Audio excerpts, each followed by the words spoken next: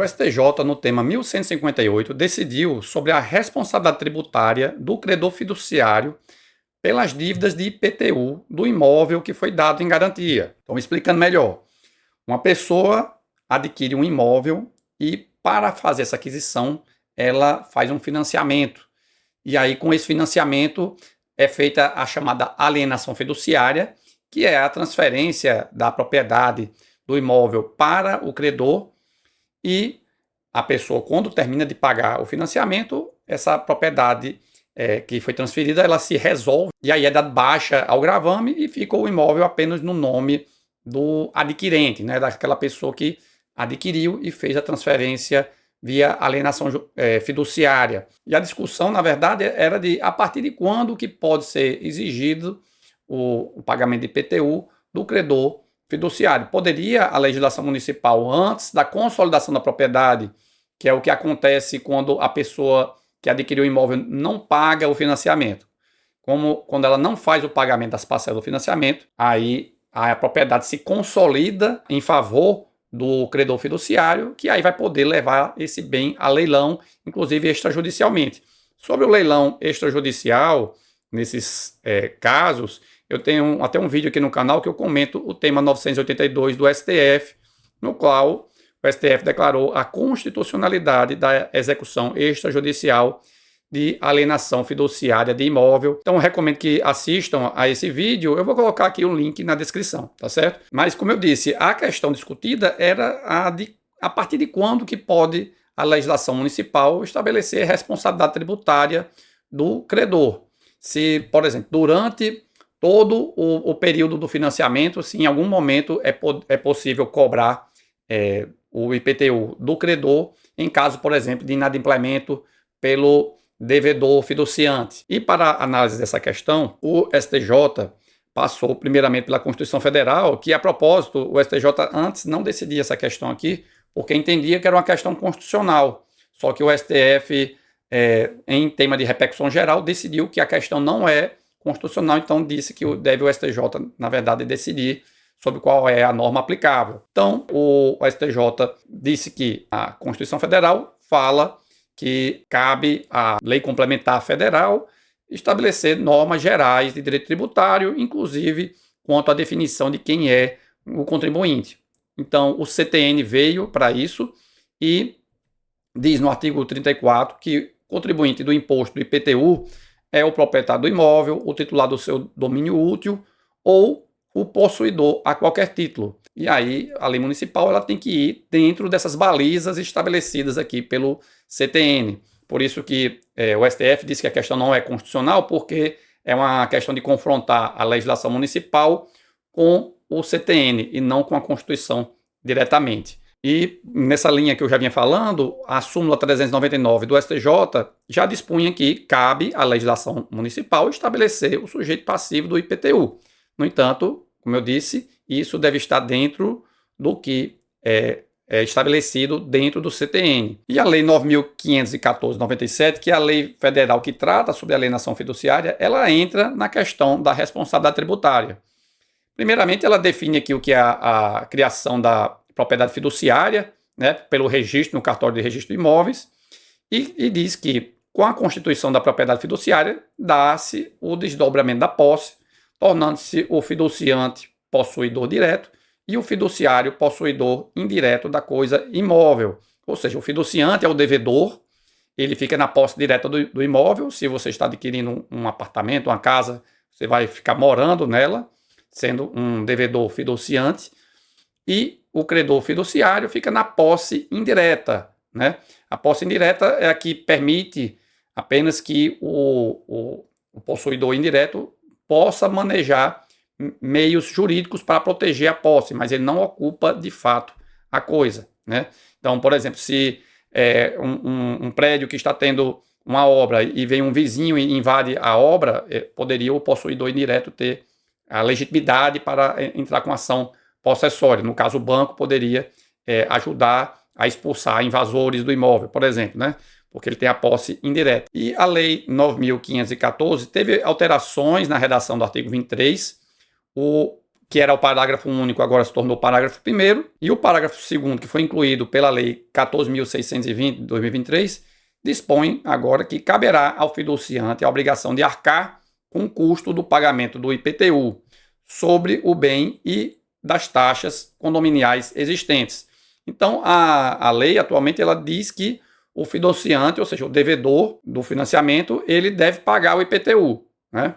O artigo 27, parágrafo 8º, por sua vez, que já tem uma redação mais antiga, ele foi incluído pela Lei 10.931 de 2004, também diz que responde o fiduciante pelo pagamento dos impostos, taxas, contribuições condominiais e quaisquer outros encargos que recaiam ou venham recair sobre o imóvel, cuja posse tenha sido transferida para o fiduciário, nos termos deste artigo, até a data em que o fiduciário vier a ser emitido na posse. Ou seja, está dizendo aqui que em caso de inadimplemento do financiamento e o credor venha a retomar o imóvel, o devedor vai responder pelas dívidas sobre aquele imóvel até a data em que há a emissão na posse. Por sua vez, o Código Civil ele trata brevemente sobre a propriedade fiduciária, mas no artigo 1367 diz que a propriedade fiduciária ela não se equipara para quaisquer efeitos à propriedade plena. Por sua vez, o artigo 1368b dispõe que o credor fiduciário apenas passa a responder pelo pagamento dos tributos sobre a propriedade quando ele se tornar proprietário pleno, tá certo?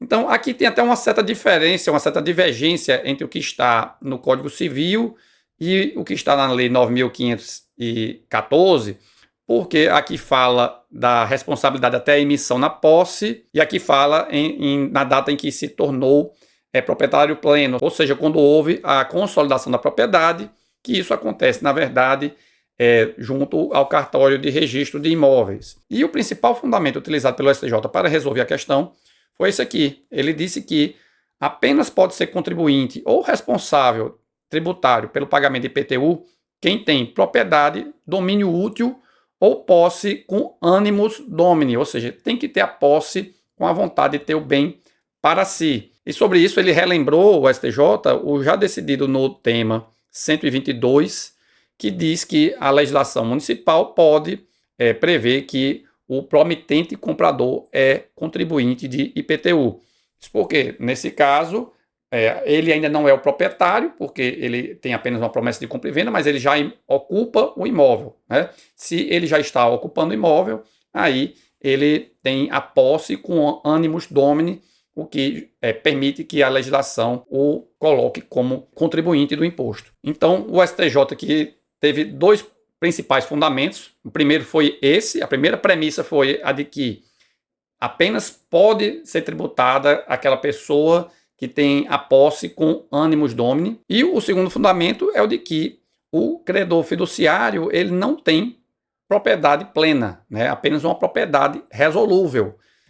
Se diz resolúvel porque essa propriedade ela se desfaz com o adimplemento do financiamento, ou seja, quando o financiamento é quitado, essa propriedade do credor fiduciário ela será desfeita. E em caso de inadimplemento, aí sim haverá uma consolidação da propriedade e o bem seria levado a leilão, como eu já comentei. Então, o STJ diz que é preciso o animus domini e uma relação pessoal e direta com o bem para que a pessoa possa ser considerado contribuinte. E nessa linha aí da questão do animus domini, além do tema 122, que eu já mencionei, temos também a súmula 614 do STJ, que diz que locatário não possui legitimidade ativa para discutir a relação jurídico-tributária de IPTU e de taxas referentes ao imóvel alugado, nem para repetir em débito desses tributos, porque o locatário ele não é contribuinte de IPTU. Ele, eventualmente, recolhe o IPTU se assim estiver no contrato de imóvel, mas ele não pode ser, na verdade, cobrado pelo município, né? Isso aí é uma cobrança que é feita, na verdade, pelo locador em relação ao locatário, mas o município ele não pode cobrar do locatário diretamente, assim como o locatário também não pode exigir do município também se ele entender que pagou a maior, por exemplo. Então, o STJ foi nessa linha de que o IPTU é um tributo de natureza real, pelo que ele exige uma relação direta do sujeito com o bem tributado. E antes de eu passar aqui para a análise da tese, eu peço que, se você está gostando desse conteúdo, clique no botão de curtir e se inscreva no canal. É muito importante esse ato de apoio, até mesmo para eu continuar produzindo conteúdos aqui no YouTube. E a tese fixada ficou redigida nos seguintes termos: o credor fiduciário, antes da consolidação da propriedade e da emissão na posse no imóvel objeto da alienação fiduciária, não pode ser considerado sujeito passivo do IPTU, uma vez que não se enquadra em nenhuma das hipóteses previstas no artigo 34 do CTN. Então o STJ está dizendo que a legislação municipal apenas pode prever a cobrança de IPTU do credor fiduciário se já tiver acontecido a consolidação da propriedade e a emissão na posse.